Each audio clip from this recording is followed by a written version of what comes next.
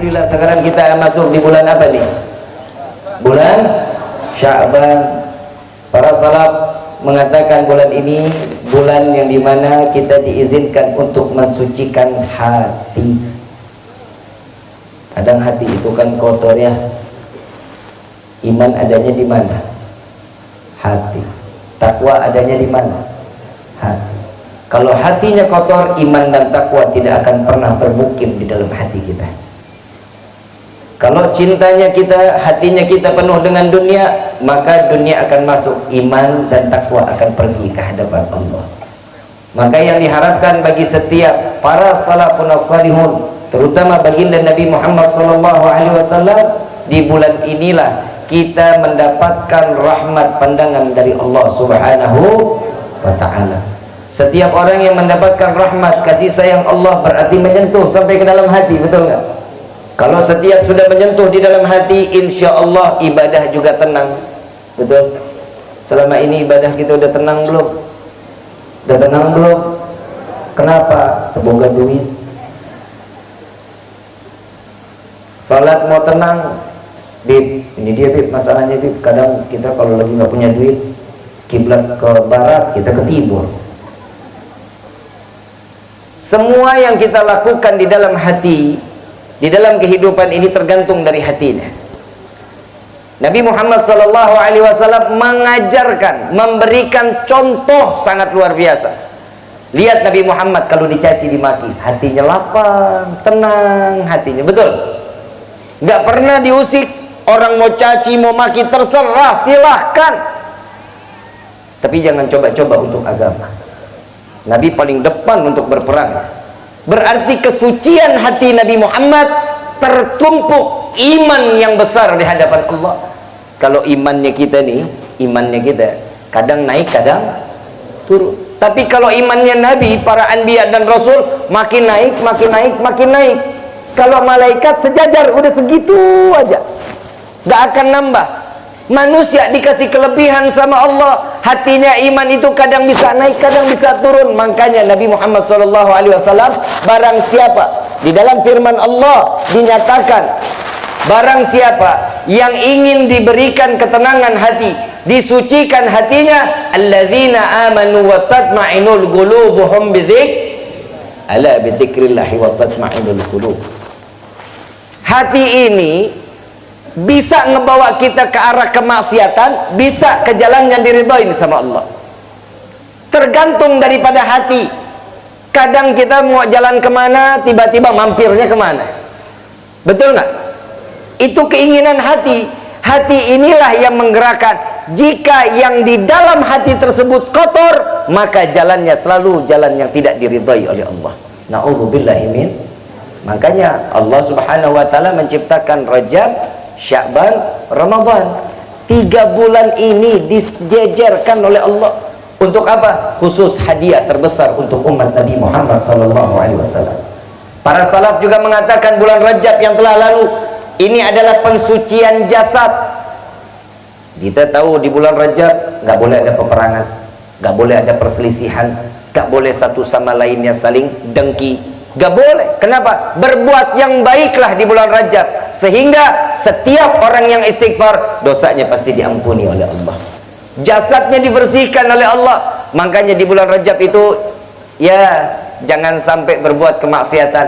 Jika satu pahala dilipat gandakan, begitupun orang yang berbuat dosa dilipat gandakan dosanya di hadapan Allah. Dan datangnya di bulan Sya'ban ini, Allah kasih mengatakan para salaf melalui ilham daripada salaf Nabi Muhammad SAW, ayat yang diturunkan, innallaha wa malaikatahu yusalluna 'alal. Tuh coba kita lihat. Ternyata salawat ini salah satu cara untuk membersihkan hati. Di bulan Sya'ban ini diberikan ayat tersebut diturunkan oleh Allah. Upaya apa? Umatnya Nabi disucikan hatinya oleh Allah. Hati ini adanya 2 jari. Dari dada kita nih 2 jari di bawahnya. Makanya saat kita lagi baca la ilaha illallah, nih bedain dulu nih, ada yang baca zikir, ada yang berzikir. Kalau orang yang berzikir, hati dan pikirannya terpaut kepada Allah. Tapi kalau orang membaca zikir, nah tuh kalau kita sering-sering datang ke acara tahlil, Ustaz Kiai lagi baca tuh. Qala Rasul sallallahu alaihi wasallam afdalu qultu ana wan nabiyyuna min qabli la ilaha illallah. Itu yang bacanya tuh la ilaha illallah. La ilaha. Nah, ini bacanya. Ini yang dikatakan ngebaca, yang dilihat kue pepek, yang dilihat buahnya, yang dilihat plafon, yang dilihat semua yang ada di kelilingannya dilihatin. Itu orang membaca zikir. Orang yang bisa membersihkan hati via qalb, dari hatinya, ini orang yang berzikir kepada Allah. Saat orang yang berzikir pasti air matanya akan menetes tanpa disengaja, tanpa dibuat-buat akan menetes. Bib, kita udah zikir sama Allah, air mata susah banget, pura-pura nangis juga nggak apa-apa. Ambil visin, taruh. Pura-pura. Allah paling suka hambanya kalau pura-pura. Berarti kan cari perhatian. Betul nggak? Kalau kita perhatian, kita cari perhatian sama manusia, enak. Dapat kagak diomongin iya. Betul apa enggak? Tapi kalau kita cari perhatiannya sama Allah, mah enak. Begitu dikasih, ya Allah senang, bukan main. Kadang kan kita nih kalau ada maunya doang, kalau mencari perhatian sama Allah, salat tahajudnya sampai 6 rakaat, 2 salam, 2 salam, 2 salam. Ya, kadang kalau meminta sesuatu yang diyakinin, yang kita pengen minta, ya salat apalagi salat sunnah duhanya, mintanya sampai 10 rakaat, 2 salam, 2 salam, 2 salam, minta baru. Coba kalau kita lagi senang, ada ingat sama Allah. Kadang kita suka pengennya doang, mau sholatnya enak, hati. Di dalam kitab Miftahul Jannah yang dikarang oleh Habib Utsman bin Aqil bin Yahya, beliau mengatakan kriteria orang sholat itu ada 3, dan hati salah satunya ini yang bisa terpaut kepada Allah. Yang pertama syariat. Kalau sholat kita syariatnya tahu, ilmunya tahu, gerakannya tahu, bacaannya tahu, insya Allah sholat kita masih bisa kemungkinan diterima sama Allah. Yang kedua hakikat.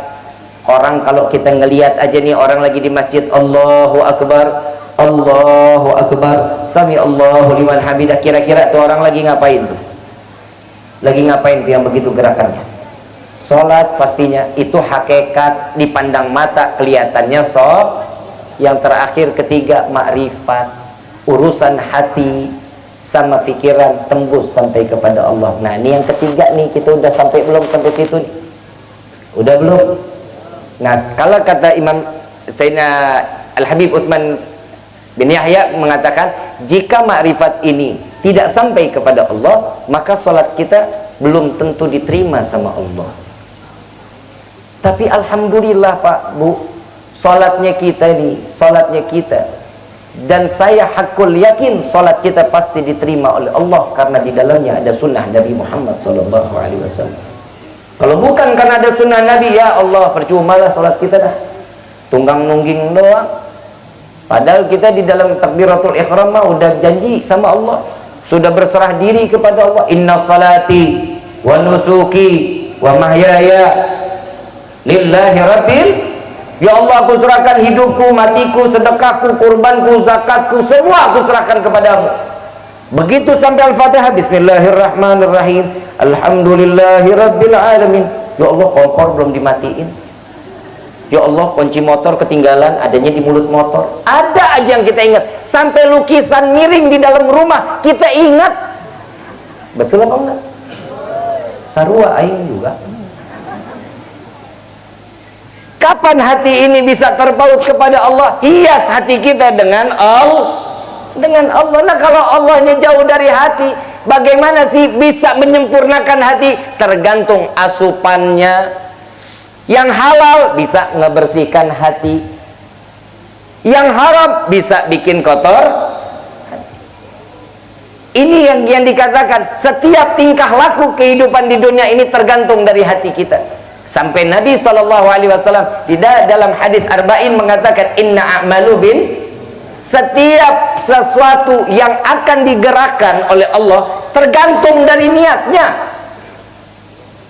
Orang tadinya nggak mau nyolong, niatnya nggak nyolong, begitu lewat ada kesempatan diambil,